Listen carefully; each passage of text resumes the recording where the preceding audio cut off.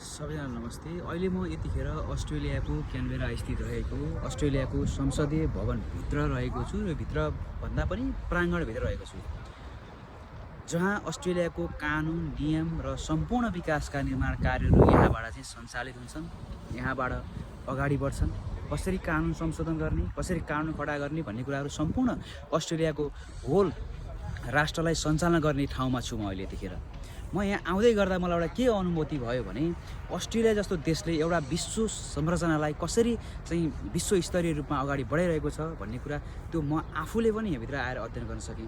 म यहाँ उभिरहेको ठाउँको ठ्याक्क पछाडिपट्टि रहेको एउटा रातो सेतो भवन देखिरहनु भएको छ। त्यो भनेको अस्ट्रेलियाको पुरानो संसदीय भवन हो, जहाँ त्यो संसदीय भवनबाट नै अस्ट्रेलियाले होल विकासलाई एउटा चाहिँ विश्व निर्माणको चाहिँ शक्तिशाली रूपमा परिणत गर्न सकेको थियो। र अहिले लगत्तै एउटा नयाँ संसदीय भवन निर्माण गरेको छ, जुन नयाँ संसदीय भवनभित्र पनि आम नागरिकहरू जानेर त्यहाँभित्र रहेका सम्पूर्ण संरचनाहरू अध्ययन, अनुगमन र संरचनाभित्रको कुराहरूलाई विश्लेषण गर्न सक्ने क्षमतालाई प्रस्फुटन गर्नको लागि यहाँ भनेको हरेक एउटा नियम, कानुन र संसदीय व्यवस्थामा अडिग रहेर बनाएको छ।